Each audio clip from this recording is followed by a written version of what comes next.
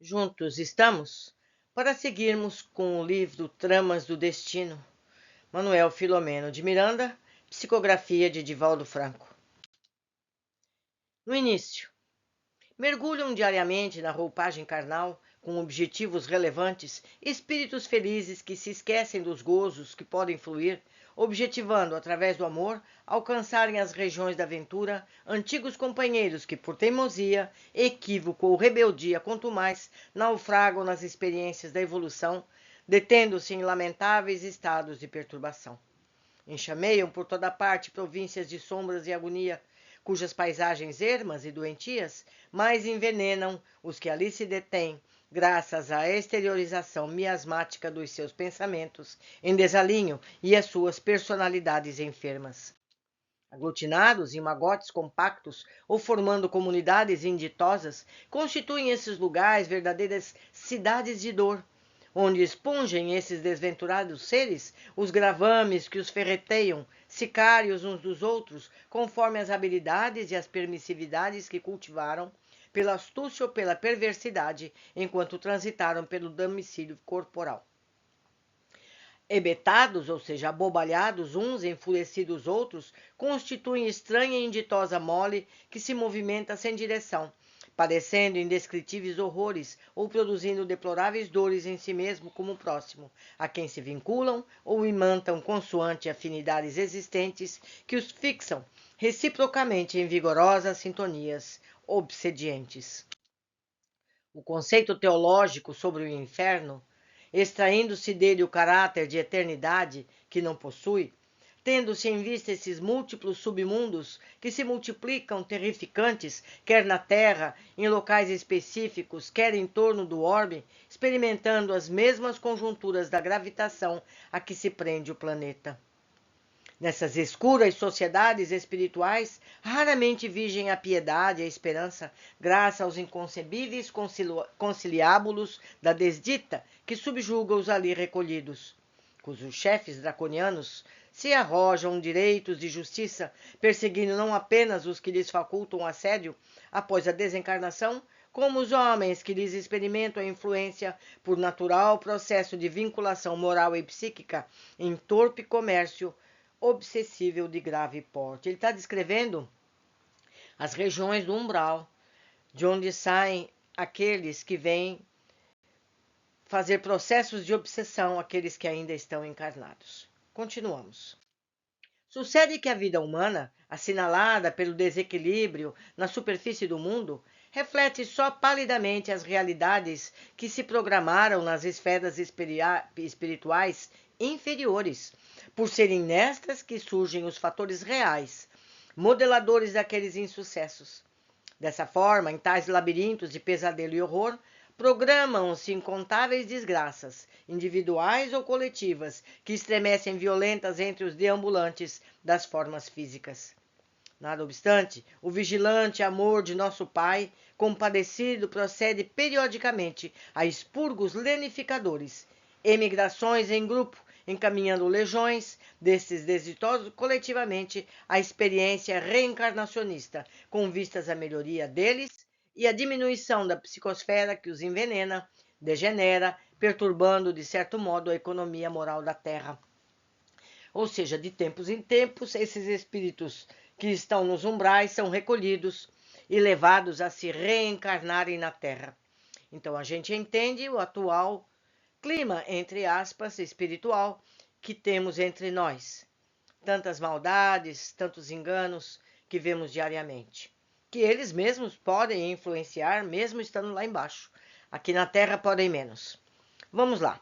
Frequentemente, em nome desse amor, caravanas de abnegados enfermeiros espirituais, missionários da caridade, condensam suas energias sutis para poderem serem vistos e vão a esses labirintos de alucinação e crime, usando a misericórdia, a solidariedade com que sensibilizam os mais feridos e agoniados, ajudando-os a se renovarem interiormente, propiciando-lhes a modificação vibratória com que se deslocam mentalmente dos martírios que os supliciam, sob a cariciosa vitalização da prece, como a afetividade em redespertamento, Permitem-se recolhê-los e encaminhá-los a ninhos de repouso e campos de refazimento, onde se armam de forças para os cometimentos futuros. Então, esses espíritos abnegados descem aos umbrais, onde procuram aqueles que já têm condições de serem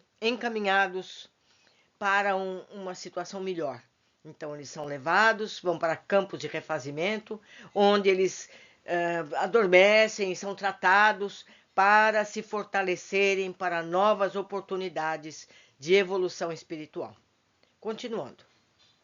Abençoados por verdadeiros indultos divinos que lhes facultam o pagamento de pesadas dívidas em clima menos denso de angústia, nos círculos do sofrimento físico-moral, são recambiados logo que possível à carne, reencarnando esse bendito escafandro para a atmosfera terrestre, nossa escola de redenção.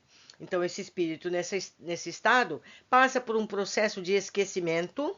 Então, a gente entende a bênção do esquecimento, porque ele não vai lembrar dos crimes que cometeu, para poder recomeçar com oportunidade de, aí sim, vencer.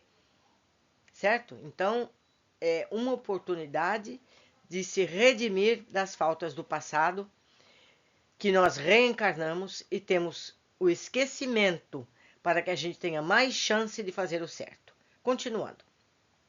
Ante o claro lucilar das estrelas de cada noite, sob o pálio da prece, tais mensageiros da bondade e da renúncia descem as furnas e caminham nos rumos dos hospitais purgatórios coletivos e recolhem os arrependidos, os sensibilizados que foram atingidos pela magnanimidade do Cordeiro Celeste e de sua augusta mãe, Maria, a excelsa mãe de toda a humanidade, sublime intercessora de todos nós, guardando, porém, com a retaguarda de onde procedem os vínculos de dor, aspirando às forças psíquicas com que se sustentam longamente. Trazem para os círculos físicos carnais os sinais dos erros, os estigmas de que necessitam liberar-se, bem como as fixações da demência em que se esconde dos sicários ou as matrizes para oportunas realizações, em consórcio obsessivo com que se erguerão da desgraça e poderão alçar a felicidade os antigos asseclas que lhe foram vítimas, ora travestidos em algozes impenitentes.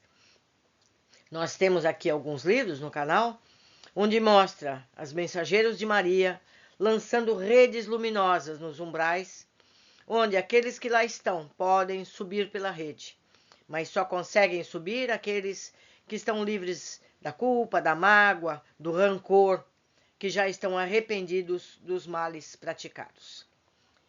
Aí são encaminhados para esses hospitais, onde posteriormente vêm para se reencarnarem. Continuando. Na tecelagem dos destinos humanos, os fios que atam as malhas das redes, dos compromissos, procedem sempre das vidas anteriores. Nenhum acaso existe regendo ocorrências. Nenhuma força fortuita aparece escolhendo a esmo. Os atos geram efeitos que rumam na direção de opções ao alcance das circunstâncias para a eclosão das leis divinas dentro do equilíbrio kármico através das causas e efeitos. Em toda obsessão, simples ou subjugadora, como quer que se apresente, a trama dos destinos se situa no passado espiritual dos litigantes em forma de fatores causais. Como vimos nos livros já lidos aqui no canal, nos bastidores da obsessão, grilhões partidos e outros tantos. Forra-se de amor e conhecimento, a fim de ajudar com proficiência, tal deve ser a atitude de quem se candidata a esse ministério de terapia providencial. Esta história apresenta uma trama sui generis, como o leitor constatará. Nela, a elevação de Artemis, a mão abnegada que troca uma estância feliz para ajudar antigos afetos ilhados no desespero, é lição de que não somente os débitos impele a reencarnação, mas também o amor intercessório, que se faz luz nas trevas em que se debatem os adversos. Ou seja, então o espírito do grupo evolui, se submete às suas contas, acerta os seus débitos e chega na luz. Só que ele vê aqueles seus irmãos, companheiros do passado, que ainda estão lá. Então ele se dedica, se prepara para reencarnar, mesmo não precisando mais disso, para auxiliar aqueles que ficaram para trás. Isso é muito amor, muito amor. Continuando, renunciando por longos anos à felicidade da sua dita, são os difíceis sorrisos daqueles aos quais doou toda uma longa existência. Obsessões perniciosas, enfermidades lacinantes, dores morais superlativas não a abateram, fazendo que mais lhe desatassem as fibras do amor superior que engastava no espírito de Skol, a fim de ajudar na redenção difícil e vitoriosa do clã a que se entregou pelo casamento santificado e pela maternidade sacrificada. A vitória do amor é semelhante à vida, incontestável.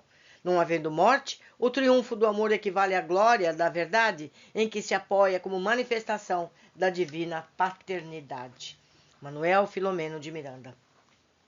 Meus amigos, se a gente observa, existem famílias em que um grande número de pessoas tem cargas difíceis, mas nesse núcleo tem sempre uma pessoa que, entre aspas, carrega todo o grupo, que se submete, que trabalha em favor, que ajuda, que encaminha.